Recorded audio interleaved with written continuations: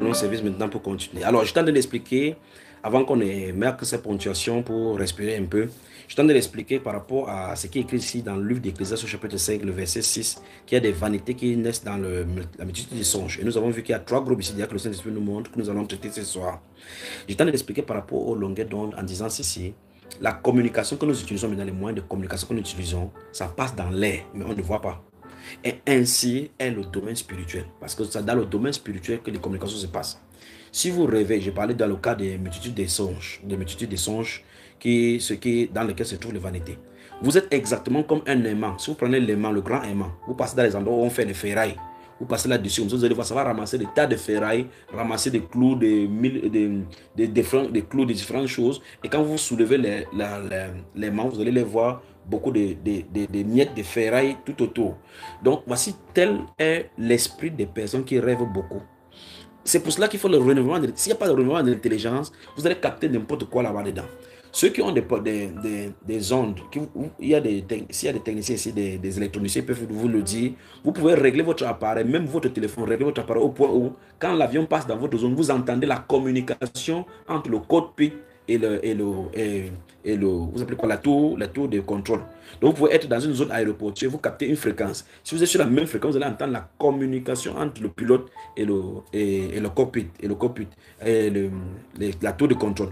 Quel est le problème? C'est pour ça qu'il faut souvent codifier et faire des temps qu'on ne puisse pas avoir les intrus là-bas. Parce que s'il y a les intrus là-bas, ils captent votre signal, ils peuvent injecter des poisons là-bas. Alors, voilà comment l'intelligence humaine est. L'intelligence humaine, l'intellect, du domaine de l'intellect est du domaine de l'esprit. Et quand on dit du domaine de l'esprit, ce n'est pas seulement de l'esprit de Dieu, c'est là où je suis en train de vouloir aller. Le domaine spirituel, le domaine de l'autre plan, dans l'autre plan, le plan supérieur se trouve à 90% pollué par des esprits méchants. Et donc l'esprit humain, si ce n'est pas renouvelé, si l'intelligence n'est pas renouvelée, très souvent capte les données, des communications et des suggestions venant du deuxième ciel, dont le prince des ténèbres a le contrôle. C'est pour cela qu'il est très important que notre esprit, notre corps qui est à l'intérieur, reçoive ces vêtements dont 2 Corinthiens chapitre 5 parlait tout à l'heure, qui nous trouve vêtus et non pas nus. Quand vous êtes nus, vous êtes susceptible d'être manipulé par le prince des ténèbres. La Bible parle dans Ephésiens chapitre 6 des esprits méchants dans les lieux célestes. Or, nous sommes assis dans les lieux célestes en Christ. Vous voyez la différence. Donc, les deux groupes d'esprits, comme Dieu a donné son commandement dans le livre de Genèse ici, et Satan est venu donner le sien, ça montre clairement que l'être humain sera toujours soumis aux deux influences. Si à la Genèse où tout était parfait, Dieu a donné le commandement, Satan est venu donner le sien. À comment plus forte raison maintenant? Si le Seigneur Jésus était sur la terre, marchant sur la terre, ayant à côté de lui un démoniaque qui est né comme ça, à comment plus forte raison maintenant? S'il a dit que l'église sera infiltrée au point où les portes de ce jugement vont vouloir prévaloir, qui sommes-nous aujourd'hui pour dire qu'en réalité, Satan ne peut rien contre nous? Il a tenté tous les êtres qui sont passés sur cette terre, qui ont une grande étoile. Il va te tenter si tu ne prends pas garde. Alors, suivez-moi très attentivement encore. Le domaine de l'esprit est comme l'univers, l'informatique, où on transporte les longueurs d'onde pour communiquer. Si vous avez un appareil qui capte toutes les communications, vous branchez ça chez vous, vous allez entendre le chef de l'État parler avec notre chef de l'État. C'est pour ça qu'on demande, quand le chef de l'État veut parler avec notre chef de l'État, on dit est-ce que la ligne est sécurisée? Ils cherchent des lignes sécurisées parce que les intrus peuvent s'infiltrer et écouter les conversations. Vous entendez souvent que deux personnes ont conversé entre eux et on dit l'audio est dehors. Pourquoi? Parce que ça c'est passé par un centre de communication et quelqu'un est tombé sur le coup, il l'a enregistré, il l'a diffusé. Les personnes ne peuvent pas se mettre en exergue comme ça, en exhibition comme ça eux-mêmes. Quelqu'un a capté la communication. Combien de fois les hackers, ceux qui entrent par intrusion dans votre code internet, ils bloquent. De toute façon, même sur Bamba, à un moment donné, quelqu'un entre là-bas, il a craqué le mot de passe, prendre le contrôle des personnes ont eu leur site comme ça, où quelqu'un vient, on craque, on envoie des films pornographiques là-bas. Donc, quand quelqu'un s'introduit dans ton univers spirituel, exactement comme ce hacker, le but c'est de chercher des mots de passe, comment entrer dans ton univers spirituel. Quand ils entrent, ils envoient des suggestions. Donc la majorité des pensées, nous pensons sur la terre, ce n'est pas nous qui pensons. On pense en nous. Vous comprenez cela? La majorité des pensées que nous pensons sur la terre, de toute façon, les suggestions de l'ennemi sont monnaie courante sur la terre parce qu'ils inspirent les fils des ténèbres pour imposer les grandes inventions sur cette terre-ci. N'en parlons pas maintenant lorsque vous êtes dans le péché. Quand vous avez le péché, imaginez par exemple, je prends un exemple simple pour que vous me compreniez. Il y a des gens qui ont des pensées de suicide. Parce qu'en fait, ne compte pas, quand ils font des choses, ça ne va pas parce que Satan a bloqué les portes de ça et là. Et Dieu observe pour voir si cette personne peut croire, même s'il ne se révèle pas à lui, de façon physique. Cette personne, s'il fait n'importe quoi, ça ne marche pas. Il commence à penser au suicide. Quand la personne pense au suicide, il dit, ah, c'est mieux que je me donne la mort. C'est pas normal, c'est pas elle qui pense comme ça. Parce qu'un être humain normal que Dieu a créé ne peut pas penser ça. Ne peut pas penser ça. Quelqu'un lui suggère de se tuer. Mais quelqu'un lui suggère de se tuer en prenant sa personnalité. Elle a comme impression que c'est elle qui pense, mais c'est quelqu'un qui a des pensées en elle de se donner la mort. Donc vous voyez que les suggestions et les inspirations que nous avons, à 90% viennent de l'ennemi. C'est pour ça qu'on a besoin du Saint-Esprit. Alors, à 90% sur la terre, des suggestions sont données exactement comme les ondes sont données. Là où vous m'écoutez maintenant, sur votre toit, dans votre maison, il y a des ondes qui passent. Des paquets d'ondes passent avec des messages. C'est-à-dire que il y a quelqu'un qui a appelé, peut-être vous êtes dans le 92e en France, quelqu'un dans le 94e en train d'appeler, ou bien des États-Unis en train d'appeler votre voisin. L'onde passe chez toi, au-dessus de ta porte pour aller chez le voisin. Sauf que tu n'as pas le code pour capter ce qu'il a de dire. Sinon, tu écouterais ce que cela a de dire. C'est ainsi donc dans le plan spirituel. Les messages peuvent être interceptés. Les messagers peuvent être interceptés. Remarquez bien pour le cas de Daniel, quand Daniel a prié et que le message venait pour être donné à Daniel. Ce sont des esprits qui viennent sur le plan humain. Écoutez bien cela. Ce sont des esprits qui viennent sur le plan dans la dimension humaine pour venir transmettre des messages. L'ange peut dire la chose en songe, comme on va voir dans le développement.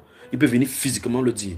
Mais d'une façon ou d'une autre, ils peuvent être interceptés. Le message peut être intercepté en haut et changé, et bloqué.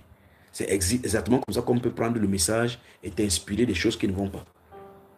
Alors, donc, la multitude des songes, on dit, s'il y a dans ce verset 6 du chapitre 5 d'Ecclésiaste, car s'il y a des vanités dans la multitude des songes, il y en a aussi dans beaucoup de paroles. Alors, s'il y a des vanités dans la multitude des songes, j'ai tendance de dire multitude de songes, la personne qui a son antenne qui capte tous les réseaux, son antenne de songe va capter n'importe quoi dans l'univers.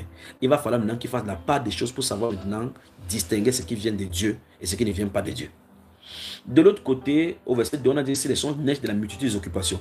Donc, plus tu plonges ton intérêt, et c'est encore un autre bon endroit ici maintenant de comprendre. Plus vous méditez sur la parole, vous méditez sur les miracles, vous méditez sur la bonté du Seigneur, plus à cet instant, si vous commencez à avoir des révélations venant de lui. C'est valable pour le conducteur, c'est même primordial pour le conducteur. La méditation de la parole, c'est porter son attention plus en plus sur des choses que vous lisez et sur le Seigneur particulièrement. Plus vous lisez la parole, plus vous baignez votre esprit, votre intellect, votre regard, comme la Bible déclare dans Jacques chapitre 1, mais celui qui aura plongé son regard dans la loi parfaite.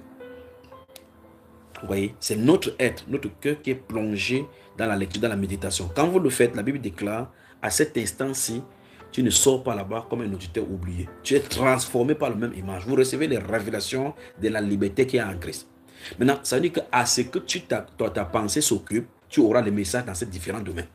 Si vous passez votre temps à vous occuper des affaires des furtifs de ce monde-ci, vous allez avoir les révélations du monde, comment le monde est ici, ainsi de suite.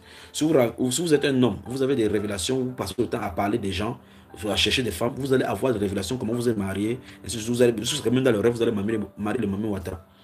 Mais si vous aimez les choses du Seigneur, vous commencez à méditer sur les choses du Seigneur.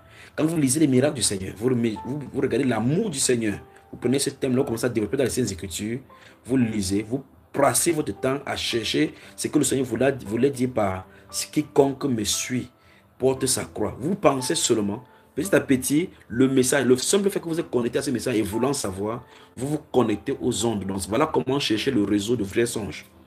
Le réseau de vrais songes est retrouvé en nous lorsque nous commençons à arrimer notre désir vers les choses du Seigneur.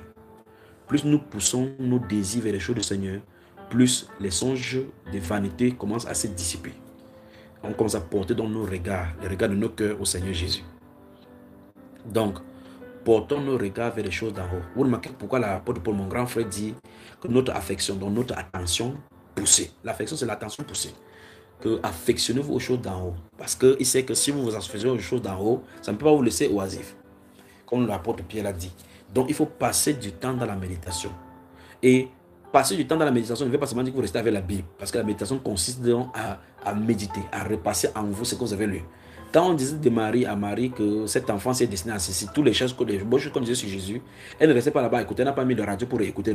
On dit qu'elle passait, elle repassait cela dans son cœur. Donc elle regardait chaque fois qu'elle avait l'enfant Jésus, elle pensait à ce que Joseph a reçu un songe. Elle pensait à ce que Simon a dit. Le fait de passer ça en cœur, ça lui donne des fortifiés que même si elle voit des choses contraires arriver à Jésus, elle sait qu'il a une grande destinée. Parce que Satan va toujours venir challenger ce que tu as reçu. Comme le frère Olivier Chewa dit que si Dieu a mis un rêve dans ton cœur, écris-le, mettez-le jour à je crois. Alors, donc vous remarquez que Marie passait des choses dans son cœur. Ce qu'on dit passer dans son cœur, c'est-à-dire elle y méditait chaque jour. Elle méditait chaque fois pour garder espoir, pour que si les circonstances semblent être contraires à ce qu'elle a reçu, que ce soit les bonnes paroles qu'elle avait écoutées, les choses primordiales qu'elle avait écoutées qui restent dans ses pensées. Le Saint-Esprit veut nous faire entendre là que, quelles qu'en soient les secousses que vous allez avoir, c'est ce que vous allez recevoir et votre façon de tenir ferme à la parole que vous avez reçue de Dieu qui va vous maintenir. Aucune sensation ne vous maintiendra parce que Satan va venir vous faire douter. Et comment il fait douter? Il entre dans votre intelligence par le raisonnement. Il a entré dans la jeunesse, comme nous avons vu, par le raisonnement en faisant douter nos premiers parents. Quand ils ont douté, il a semé le doute. Et la convoitise les a pris, ils ont commis l'acte. Quand ils ont commis l'acte, la peur maintenant du Seigneur les a envahis. La propriété du peur ne vient pas du Seigneur. Non. La peur ne vient pas du Seigneur. C'est un attribut du diable.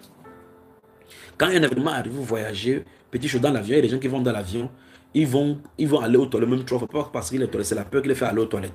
J'entends qu'il va pisser parce que quand l'avion entre dans le trou de Jésus, Marie, Joseph, Akan, Michael, ainsi de suite. Pourquoi? Parce que c'est la peur. Cette propriété-là ne vient pas de Dieu. Il y a des gens qui ne sont pas encore mariés, d'autres qui ont des promesses, qui ne parviennent pas à s'en sortir à cause du fait que l'âge est en train de passer. Qu'est-ce que les gens font? La peur commence à arriver. Quand Satan commence à venir dans son intelligence, te voici maintenant, tu as 40 ans, tu vas accoucher à quelle année? La dictature, le monde dit que la ménopause, c'est à partir de 35 ans pour les préménopauses. Te voici, tu vas voir l'enfant à quel âge? Les doutes entrent. Toute l'attention maintenant, les prières, maintenant, ce sera sur l'enfant, sur le mariage. Pourtant, Dieu a en réserve de grandes choses pour ses enfants. Il faut donc qu'on quitte dans le camp de Satan en étant transformé par le renouvellement de notre intelligence pour suivre ce que le Seigneur dit. Ce n'est que ce que le Seigneur dit qui peut nous garder quand le moment de tribulation arrive et le moment de manque. Alors, pour sortir de ces Ecclésiastes, deux choses sont à retenir. Les songes peuvent naître de la multitude des occupations. C'est-à-dire que là où ta pensée est, quand tu passes toute une journée en 24 heures, tu penses à quoi? Tu peux penser au mariage aujourd'hui, tu fais 2 semaines sans penser. Après 2 semaines, tu rêves, tu te dis non, je ne pensais même pas à ça. Mais l'information a été déjà enregistrée dans ton esprit. Maintenant, de l'autre côté, au verset 6 du chapitre 5 de l'Ecclésiaste, il dit, car s'il y a des vanités dans la multitude des songes, il y en a aussi dans beaucoup de paroles. C'est pourquoi crains Dieu. Donc, en ramassant des songes dans le domaine spirituel, n'importe comment par ton antenne qui est bien aiguisée comme l'aimant, il faut faire attention de ce que tu distilles. On va voir dans les Saintes Écritures plus tard par rapport à ces songes et à la multitude des vanités. Et je dis ceci, 3 groupes de personnes sont concernés particulièrement concernant les songes. Ceux qui rêvent beaucoup, vous avez des problèmes. Il faut sanctifier votre domaine de rêve, votre antenne qui capte, pour que ça ne capte pas n'importe quoi. Parce qu'en fin de compte, la manière que Dieu transmet les rêves, c'est la manière que Satan transmet les rêves. Parce que Satan imite Dieu. Deuxième chose, à savoir concernant ceci, c'est que le domaine spirituel est contrôlé par les deux. Les deux ont pignon sur lui là-bas. Les deux domaines, Satan gouverne sur le plan céleste, tout comme Dieu gouverne sur le plan céleste. Mais le point essentiel, c'est que quand Dieu veut transmettre son message, il va se faire connaître. Deuxième groupe de personnes, ceux qui ne rêvent pas. Si tu ne rêves pas, mon cher, c'est que tu es parmi les morts. C'est que tu es couché vrai parmi les morts. Parce que les choses peuvent venir te tuer, tu ne connais même pas. Tu peux rester là, une maison doit tomber, ça va secouer, le tremblement de terre va avoir lieu, les accidents vont avoir lieu, le feu va venir dans ton âme, tu ne connais pas. Pourtant, même les païens ont cela. Troisième groupe de personnes, si tu as des rêves et tu oublies. Si tu as des rêves, tu oublies, tu as un problème. Ton antenne est sale, c'est rouillé. Il va falloir dérouiller aujourd'hui avec l'acide nitrique. On va verser l'acide et la soude là-bas, ça va faire fondre tout cela pour tomber. Et donc, on va voir tout cela ce soir. Que le Seigneur vous bénisse. Nous revenons encore après cette respiration.